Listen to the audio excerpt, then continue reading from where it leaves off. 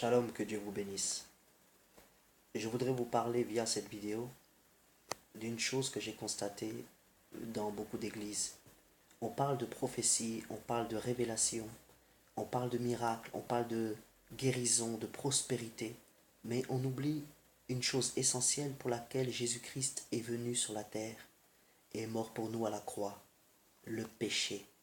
La Bible déclare, car Dieu a tant aimé le monde qu'il a donné son Fils unique, afin que quiconque croit en lui ne périsse point, mais la vie éternelle. Si vous voulez avoir une percée financière, si vous souhaitez avoir la guérison, si vous souhaitez avoir la délivrance, il faut passer par cette étape.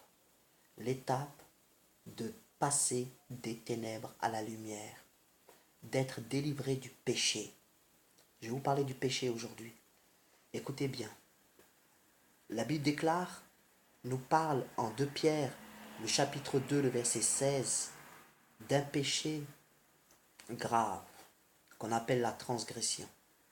Le premier péché d'Adam fut la transgression.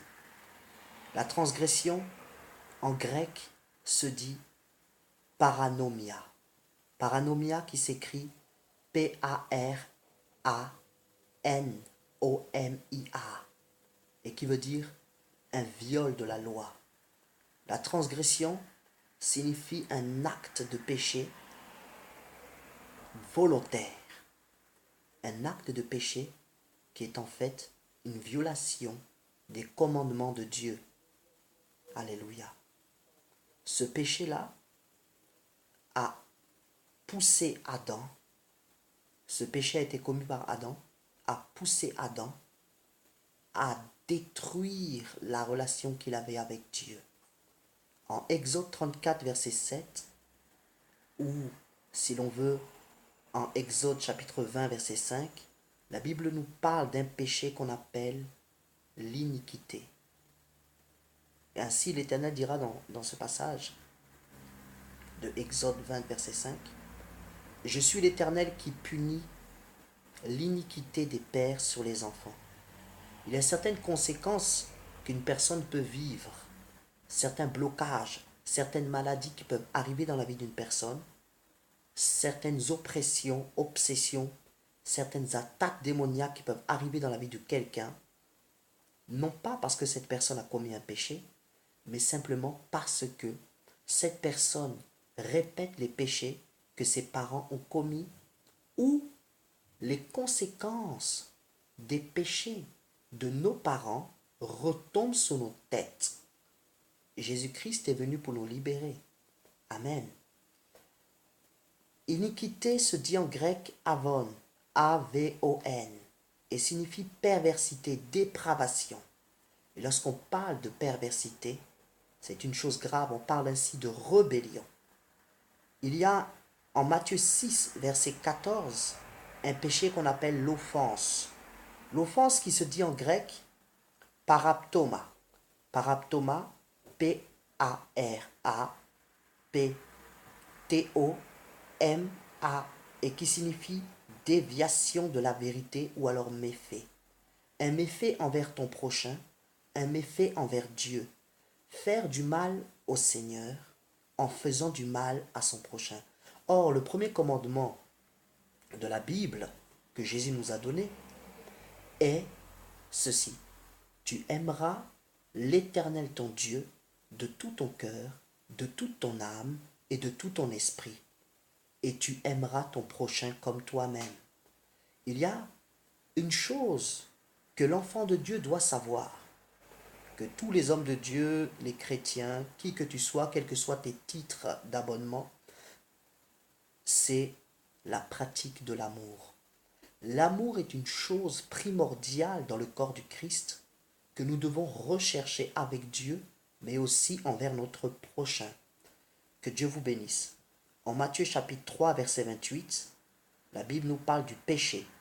Le péché en grec se dit, n'est-ce pas, amarthéma, c'est-à-dire, il s'écrit H-A-M-A-R-T-E-M-A,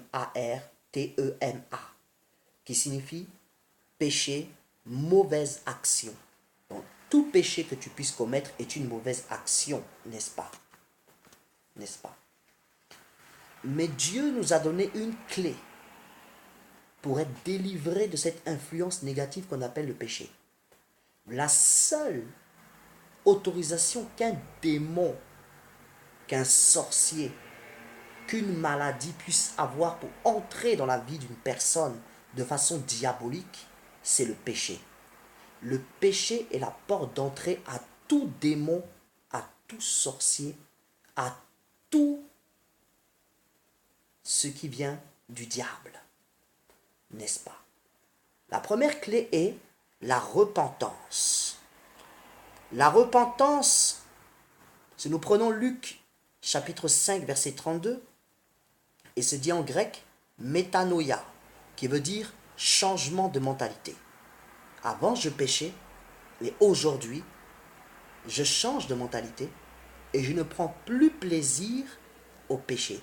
Et si tu as l'habitude de pécher, n'est-ce pas, la repentance doit te pousser à changer de mentalité, à haïr le péché et à aimer la suite qu'on appellera la sanctification.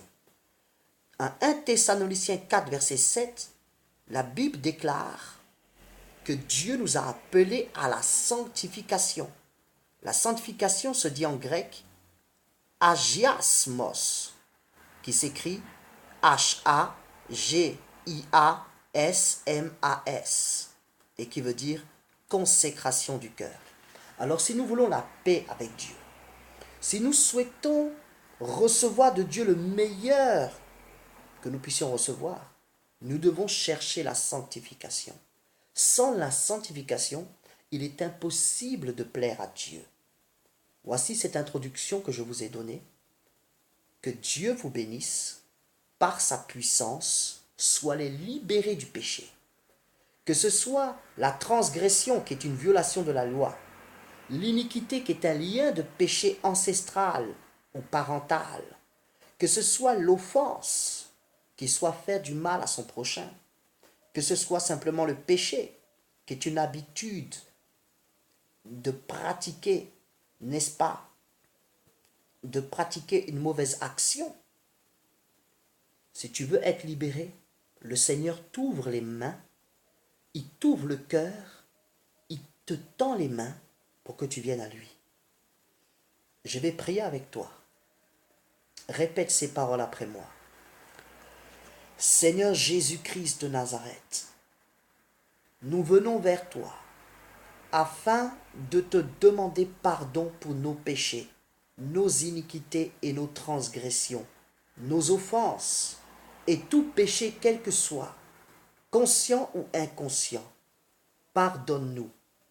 Il est écrit dans ta parole, et par ces meurtrissures nous sommes guéris.